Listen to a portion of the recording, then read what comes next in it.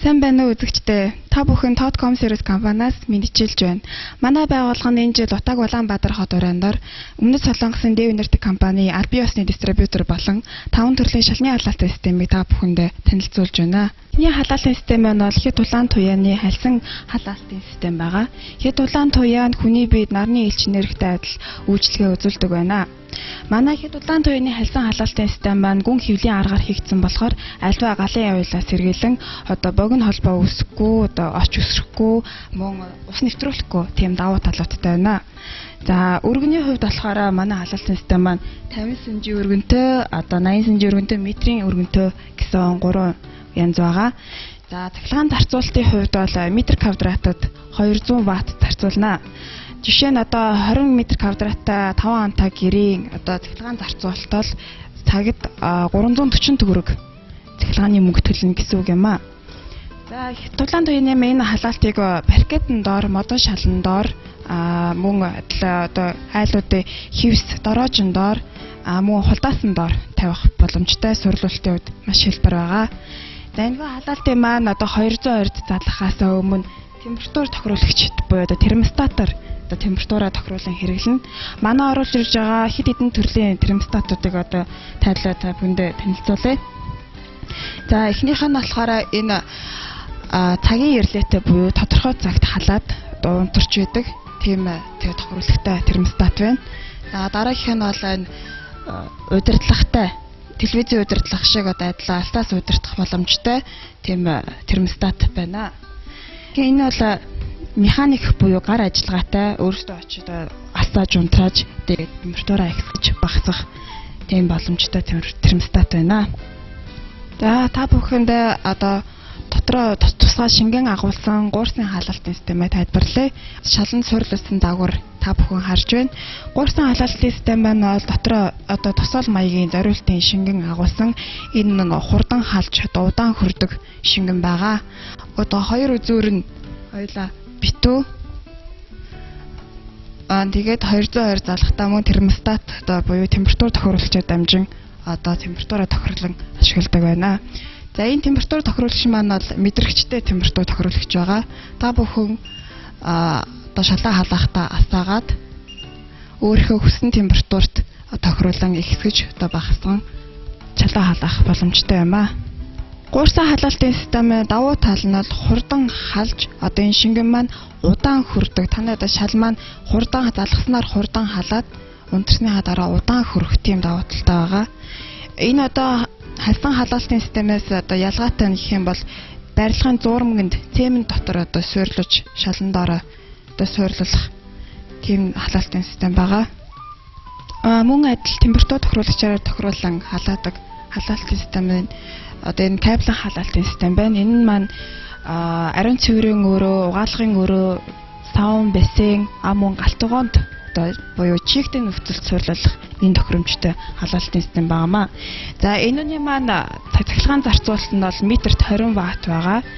Суйрлуулалт нь мөн одоо барилгын зуурм буюу цементэнд одоо дотор хийж суйрлуулах тийм зориулттай.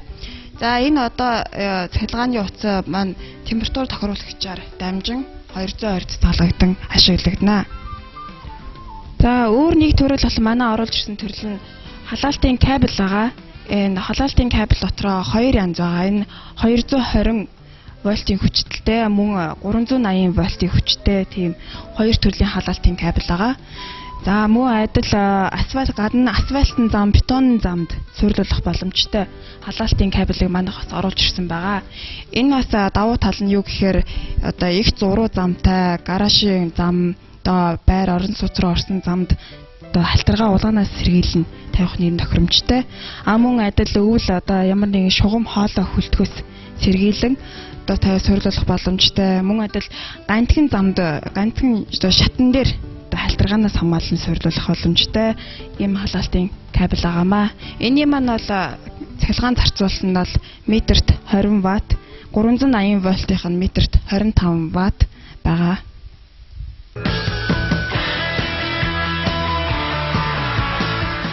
Эдгээр халаалтын системийг гэр болон орон сууцнд хэрхэн яаж суйрлуулах, суйрлуулалтын дараа цахилгааны зардал гэх мэт олон асуултын хариултыг та бүхэндээ хүргье. За та бүхэнд Монгол гэрт хэд улаан туяаны хайсан халаалтын системийг суурилсан байдлыг үзүүлье.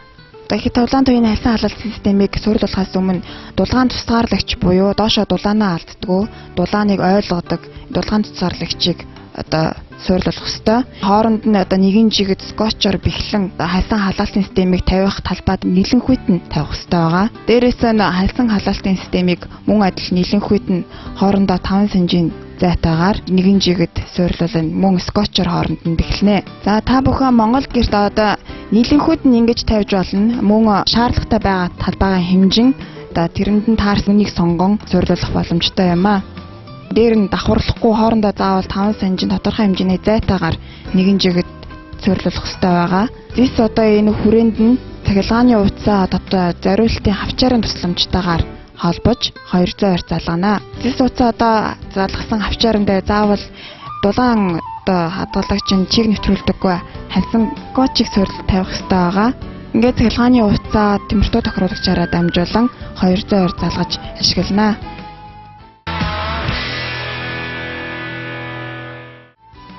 За та бүхэнд хэд улаан туяаны хайсан халаалтын системийг паркетын шалтаа орон сууцны байранд хэрхэн суурилахыг харж байна. За манай байгууллагын барилгын баг танай гэрт ирэн паркетыг хуулаад хайсан халаалтын системүүдийг тавиад буцаа паркетыг суурилах боломжтой. Хайсан халаалтын системүүдийг суурилахаас өмнө дулгаан тусгаарлагчийг заавал суурилуулж өгөх ёстой байгаа. Суурилуулах талбайдаа скотчын тусламжтайгаар нааж суурилуулна. За 200 ойр залгахаас өмнө цахилгааны утсыг тусгай хавчаарын тусламжтайгаар хайсан халаалтын системийн үзүүр бүрт нь хавчиж мөн дээрээс нь чиг нэвтрүүлгүй скотчийг нааж суурилуулж өгөх ёстой байгаа. За ингээд хайсан халаалтын систем дээр паркетныхаа зөвлөвчийг тавин паркетаа суурилуулна. Халаах шаардлагатай байгаа талбайдаа тавилгаагаа зайг хасан талбайгаа сонгох боломжтой. За та бүхэн ариун цэврийн өрөөнд чигдэн нөхцөлийн халаалтын кабелийг хэрхэн суурилуулж байгааг харж байна. Бүх пилтануудыг хуулаад чигдэн нөхцөлийн халаалтын кабель маань өөрөө наалдамхаа тууцтайгаа наалдамхаа тууцны тусламжтайгаар шаландаа наамж бэхлэн суурилуулна. За кабелийн энэ халаалтын системийн маань хооронд нь кабелийг давхцуулж болохгүй, давхарлаж болохгүй хоорондоо 5-аас 15 см-ийн зайтаагаар нэгэн жигэд суурилуулна. Цахилгааны утсыг мөн адил термостат буюу температур тохируулагчаар дамжуулан 200 ойр залган ариун цэврийн өрөөгөө халаах боломжтой юм а.